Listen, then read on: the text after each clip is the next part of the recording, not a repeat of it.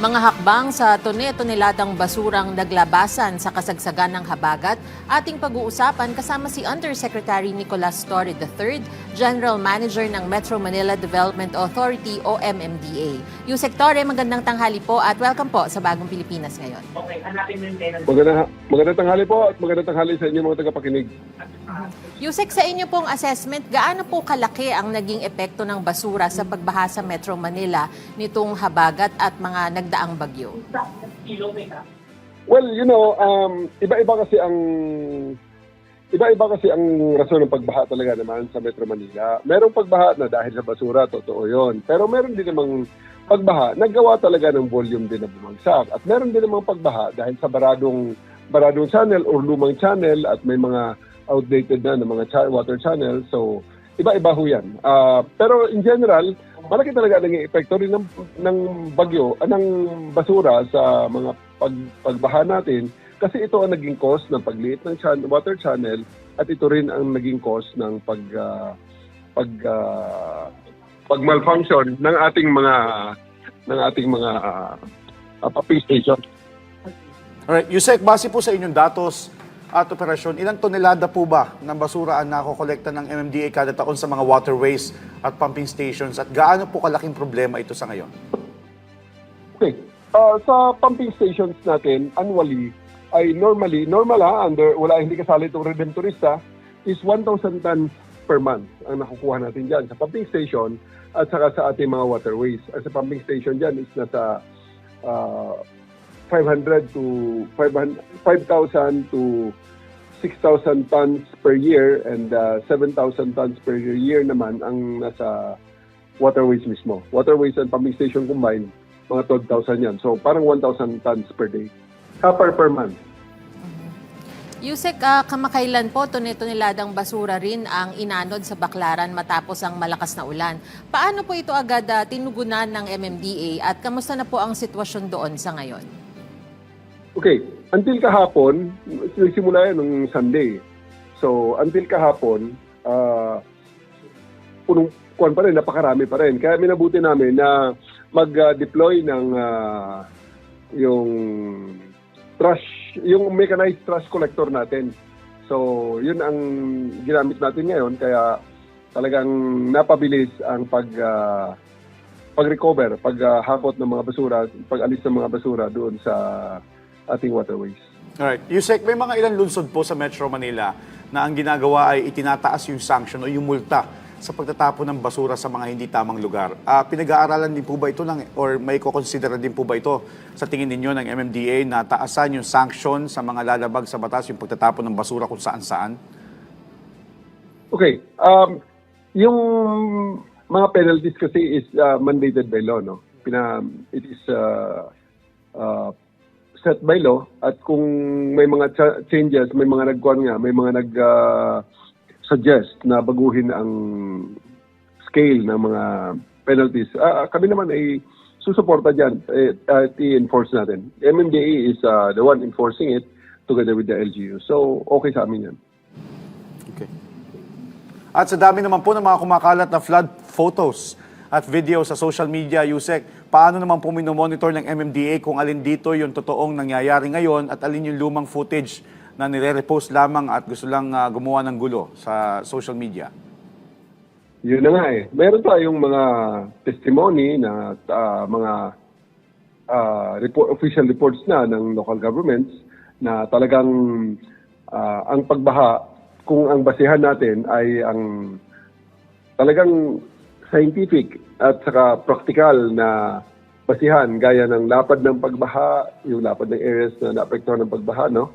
At saka yung lalim ng tubig at saka yung bilis ng paghupa ay undoubtedly meron talagang improvement na nakikita. At meron ng mga lugar na gaya ng Kamanaba na traditionally ay talagang palaging prone talaga sa matinding pagbaha na nakaranas talaga ng improvement.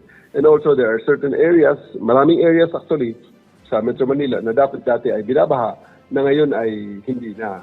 So, may mga improvements talaga. Kaya lang, may mga tao rin naman na ayaw tanggapin ng nangyari yan. Wala nang ginawang tama ang gobyerno to the extent na nagkakaroon na ng mga fabricated photos and videos na sino-surface mga lumang video at saka may mga downright na talagang ang ginawa nagmanufacture ng AI-generated na mga pictures na pinalalabas na may baha rito at puno pa ng basura, etc. Which is downright criminal, very, very malicious. Kaya we are coordinating with the PNP and the ICT, CICC for the investigation of this. Yusek, kaugnay pa nga rin po ng paggamit ng iba po ng mga lumang videos at saka doon din po sa malalaking volume ng basurang naipon sa Baclaran Redemptorist Water Channel. Ano po ang naging papel ng trash trap sa insidenteng ito? Yung trash trap kasi, yan ay isang equipment na inilalagay natin sa water channel para hindi makarating sana ang basura doon sa ating pumping station. Kasi pag pumasok ang mga basura sa pumping station, makakasira nga dahil mababara ang impeller at hindi naka-design ang ating pumping station na pinapasukan na napakaraming basura. Meron actually ang trash rake, may second pa yan na depensa na in last line defense yan is yung trash rake na talagang sumasala ng mga basura bago pumasok sa pumping station. Pero itong trash trap, ito yung mga first line of defense natin sa mismong bukana, doon sa labas, sa medyo malayo-layo. Kaso, pag yan naman ay binanggana ng gaya na nangyari rito ngayon, binanggana ng napakaraming basura, tapos may mga malalaki pang basura, may troso, may mga kawayan, may mga appliances na sira. So, talagang masisira siya dahil hindi siya nakadesign para dyan . Okay.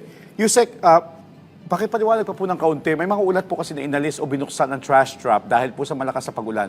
Maaari niyo po bang pakilinaw kung bakit po kinakailangan gawin ito at ano po yung protocol ninyo para matiyak na hindi naman basta-basta papasok o mapupunta sa waterways yung mga basura kapag inalis po itong trash trap? Inalis, ang sinabi niya, inalis ang trash trap. Ang sabi niya ba, inalis ang trash trap? Apo. Hindi, may mga trash trap talaga na kasi sa dami ng basura na yun, yung volume na yun ng think of trash trap as parang pader. Pero hindi yan pader, no? Yan ay isang floating device. Plastic po yan na nakalutang sa surface ng tubig. Na pag dumaan ang mga basura na nakalutang din, ay matatrap siya doon. So, pag ang volume naman ay sobra-sobra, either na puputulin niya ang trash trap or pupunta lang sa ilalim, bali iilalim lang ang basura at tatagos na sa trash trap. At eventually, ang trash trap ay mapapaligiran ng basura. May basura sa harap, may basura sa likod. Which is, ito ang nangyari dito sa Redemptorist. Kasi nga, nakarating sa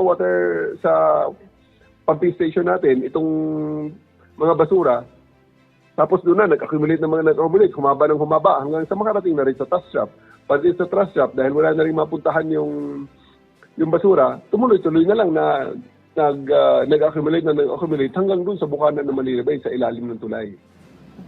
Yusek, ngayon naman po patuloy pa rin po yung pag-uulan. Sapat po ba ang inyong personnel, equipment at pumping stations para po maiwasan yung mas malawak na pagbaha?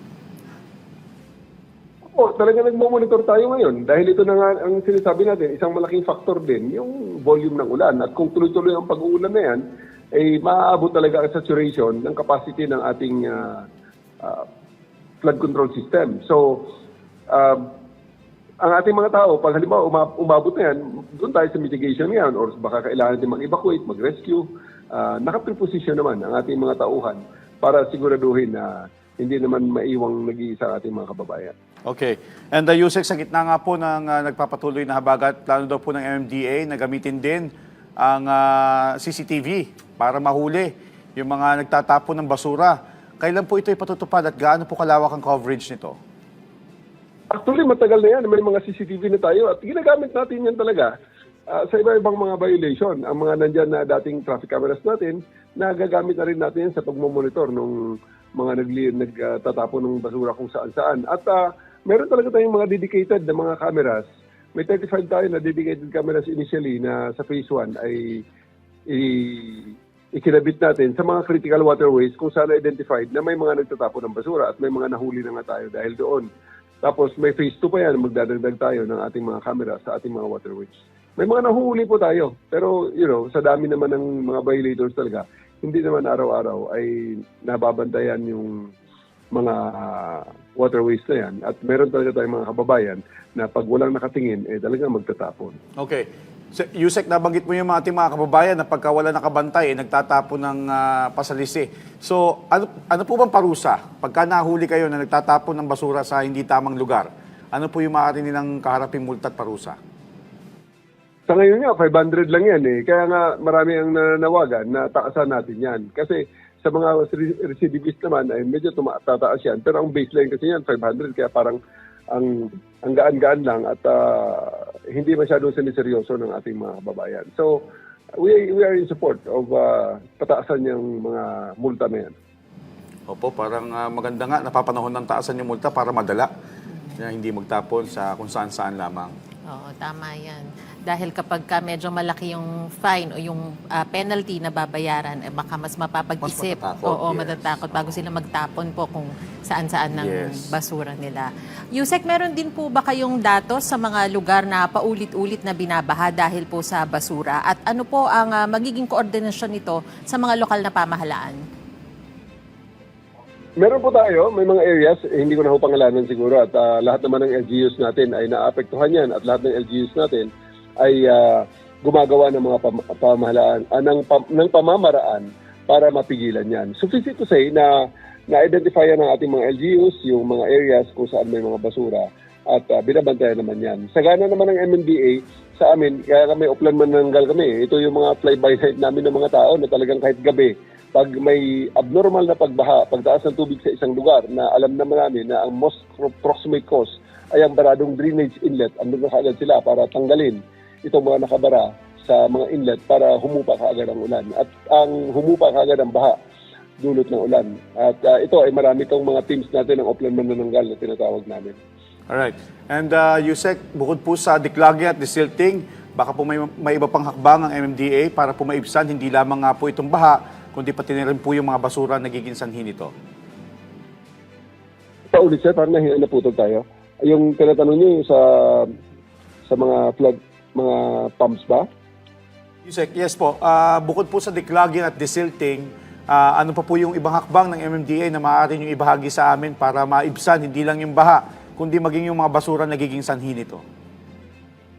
Yes. Meron, sa preventive muna, no? Sa preventive side, bago pa man itong mga pagbabaha na to, kahit na noong January pa, meron kaming inilaunch na Oplan Disiplina, yes to ayos, Oplan Disiplina, no? Yung gusto natin, together with our local government and especially the barangay, ma-educate ang mga tao sa tamang pag-dispose ng basura at kung ano ang epekto nito. Kaya meron kaming bayanihan sa estero, bayanihan